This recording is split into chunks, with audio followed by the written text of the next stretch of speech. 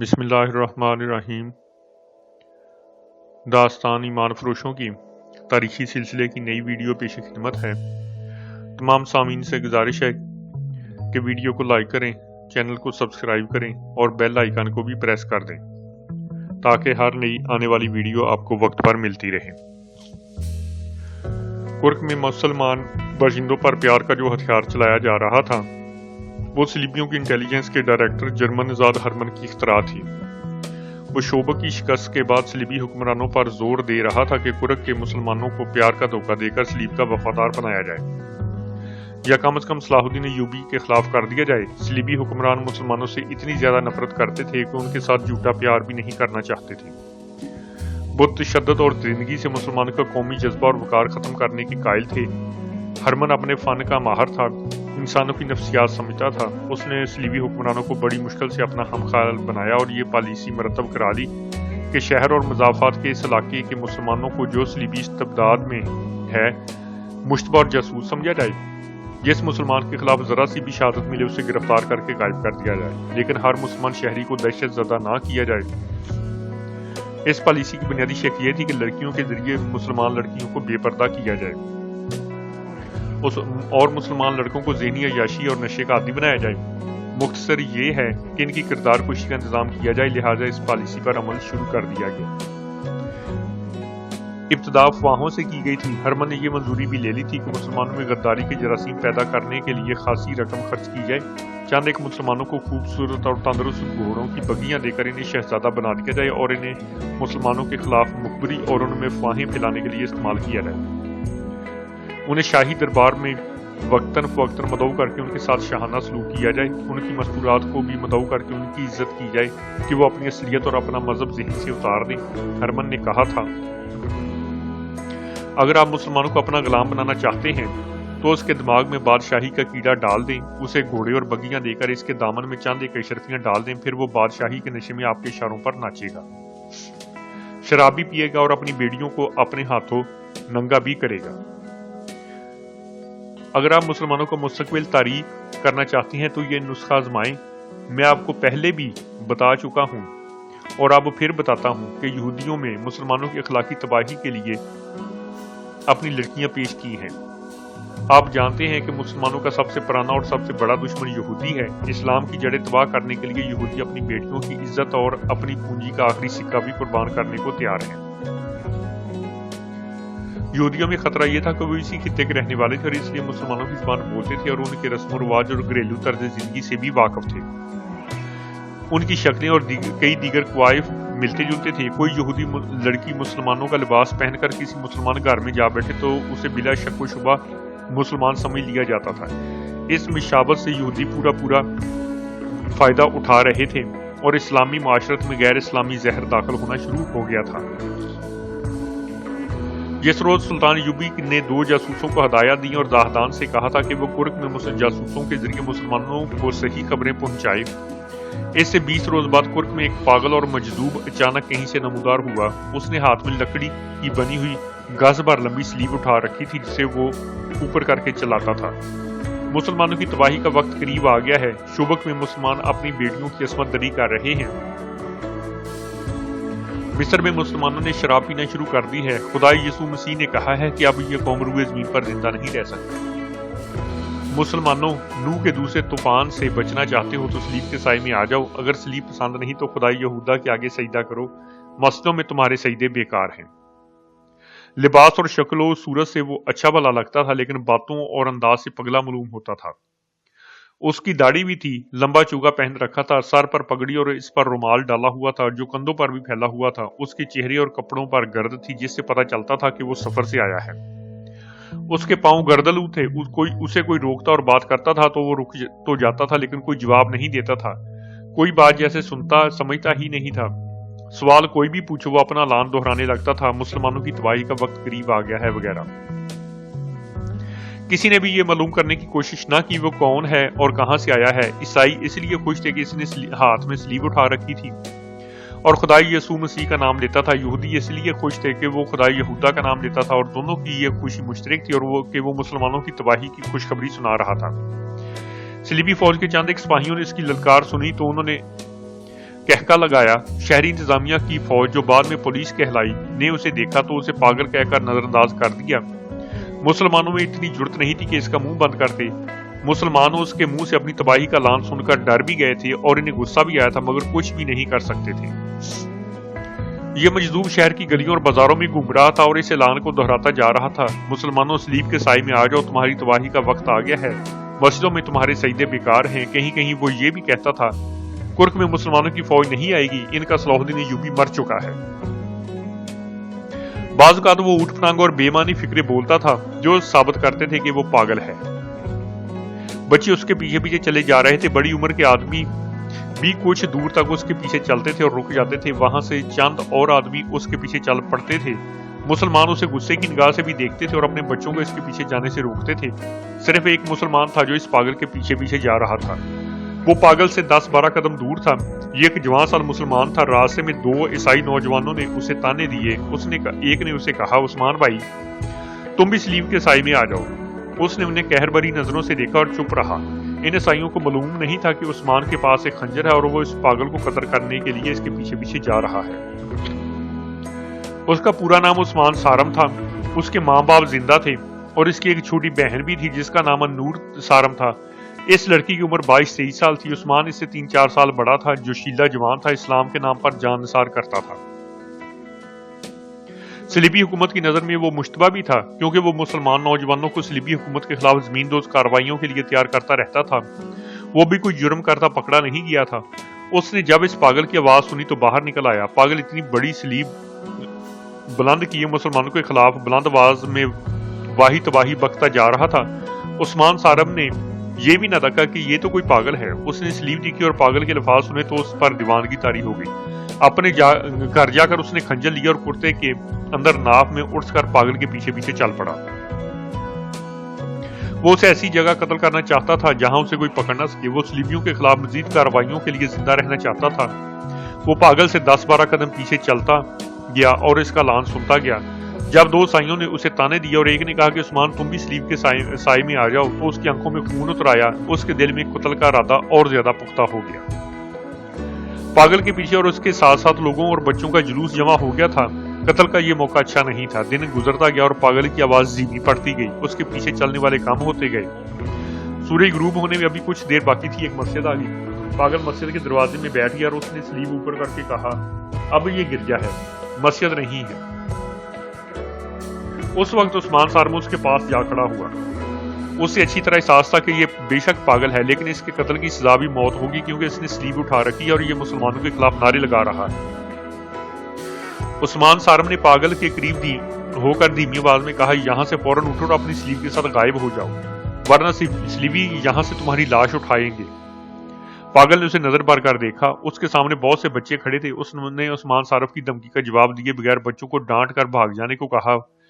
बच्चे डर कर भाग गए तो पागल मस्जिद के अंदर चला गया। सारम के लिए ये बहुत अच्छा मौका था। उसने कुछ सोचे समझे बगैर चौकड़ी भरी दरवाजे के अंदर गया और दरवाजा बंद कर दिया।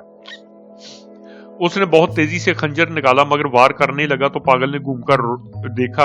उस्मान के खंजर का वार अपनी तरफ आता देखकर उसने स्लीब आगे करके वार स्लीब पर लिया और कहा, रुक जाओ जवान, अंदर चलो, मैं मुसलमान हूं। उस्मान सारम ने दूसरा वार ना किया। पागल जूते उतारकर मस्जिद के अंदरूनी कमरे में चला गया। उसने स्लीव अपने हाथ में रखी। अंदर जाकर उसने उस्मान सारम से नाम पूछा और कहा, मैं मुसलमान हूं, मेरी बातें गौर से सुन लो। मुझे बताओ कि तुम कब से मेरे पीछे आ रहे हो। मैं सारा दिन तुम्हारे पीछे फिरता रहा हूं, उस्मान सारम ने जवाब दिया, मगर मुझे कत्ल का मौका नहीं मिल रहा था। तुम मुझे क्यों कत्ल करना चाहते हो? पागल ने पूछा। क्योंकि मैं इस्लाम और सलाहुद्दीन अय्यूबी के खिलाफ कोई बात बर्दाश्त नहीं कर सकता, उस्मान सारम ने जवाब दिया। तुम पागल हो या नहीं, मैं तुम्हें जिंदा नहीं छोड़ूंगा। पागल ने उससे कई और बातें पूछी। आखिर उसने कहा, मुझे तुम जैसे एक जवान की जरूरत थी। अच्छा हुआ कि तुम खुद ही मेरे पीछे आ गए। मेरा ख्याल था कि मुझे अपने मतलब का कोई मुसलमान बड़ी मुश्किल से मिलेगा। मैं सलाहुद्दीन अय्यूबी का भेजा हुआ जासूस हूं। मैंने ये ढोंग सलीबियों को धोखा देने के लिए रचाया है। मैंने इसी बेस में सफर किया है। मुझे तुमसे कुछ बातें करनी है। याद रखो कि मस्जिद में कोई सलीबी आ गया तो मैं फिर वही बकवास शुरू कर दूंगा जो दिन भर करता रहा हूं। तुम गौर से सुनते रहना। जैसे तुम मुझसे मुतासर हो रहे हो, मैं बहुत तेजी से बोलूंगा। शाम की नमाज का वक्त हो रहा है। मुसलमानों में सलीबियों के भी जासूस हैं। मैं नमाजियों के आने तक अपनी बात खत्म करना चाहता हूं। عثمان سارم نے کبھی جاسوس نہیں دیکھا تھا، اسے معلوم نہیں تھا کہ یہ غیر معمولی طور پر ذہین جاسوس ہے، جس نے اسے چند سوال پوچھ کر پہچان لیا کہ یہ جوان قابل اعتماد ہے۔ جاسوس نے اسے کہا، اپنی جیسے چند ایک جوان اکٹھے کرو اور کچھ مسلمان لڑکیوں کو بھی تیار کرو، تمہیں ہر ایک مسلمان گھرانے میں یہ پیغام پہنچانا ہے کہ صلاح الدین ایوبی زندہ ہے اور وہ اپنی فوجوں کے ساتھ یہاں سے صرف آدھے دن کی مسافت جتنا دور ہے۔ اس کی تمام فوج کرک پر حملہ کرنے کے لیے نہ صرف تیار ہے بلکہ اس فوج نے صلیبی فوج کا ناک میں دم کر رکھا ہے۔ مصر میں حالات پرسکون ہیں، وہاں صلیبیوں نے جو تقریب کاری کی تھی وہ جڑ سے اکھاڑ دی گئی ہے۔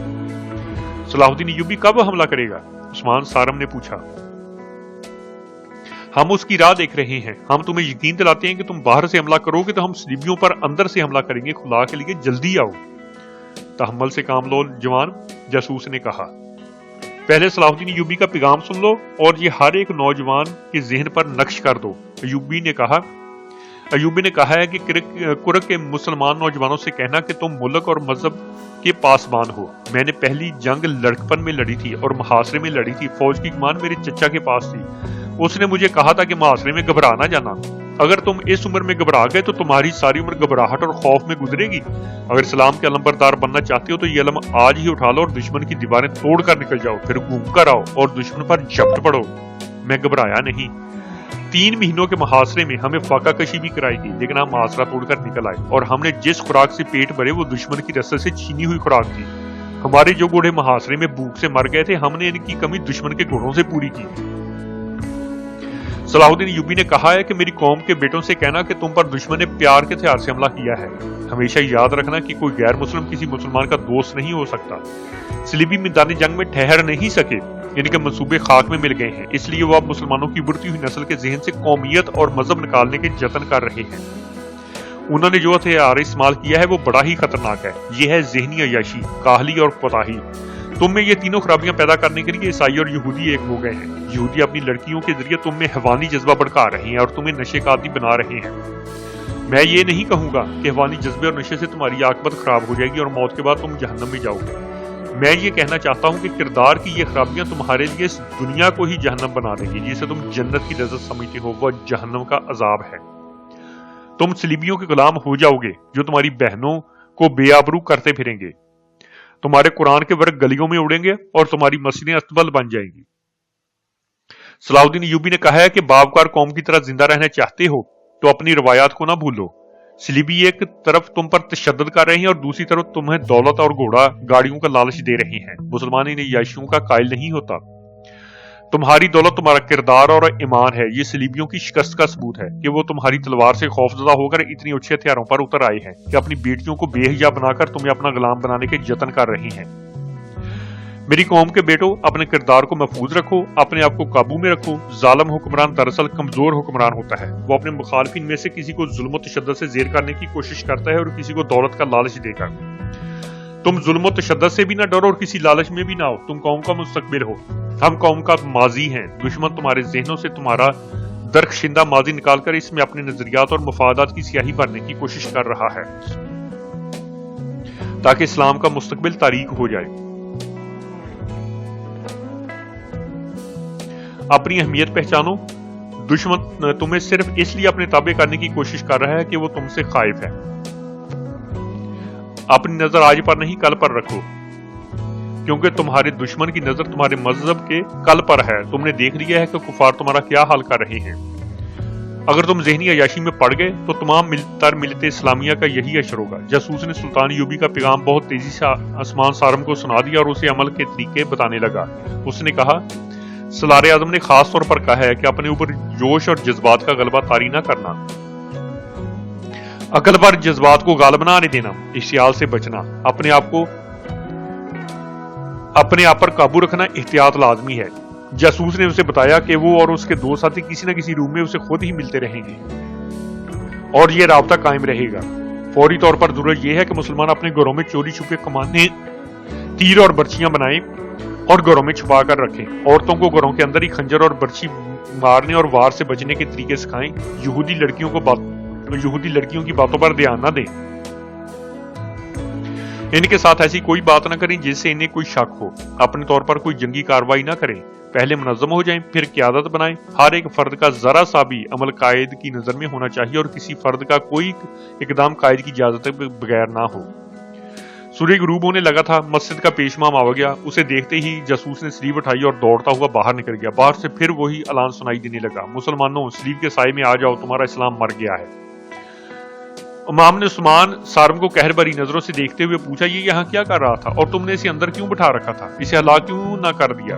क्या तुम्हारी रगों में मुसलमान बाप का खून जम गया है? मैं इतना बूढ़ा ना होता तो यहाँ से उसे जिंदा बाहर ना जाने देता। मैं उसके पीछे इसलिए आया था कि यहाँ से जिंदा ना निकल सके, उस्मान सारम ने कहा और इमाम को अपना खंजर दिखा कहने लगा, खुदा का शुक्र है कि उसने मेरा खंजर सलीब पर रोक लिया था। यह आदमी पागल नहीं, ईसाई और यहूदी भी नहीं, ये मुसलमान है। सलाहुद्दीन अय्यूबी का पैगाम लाया है।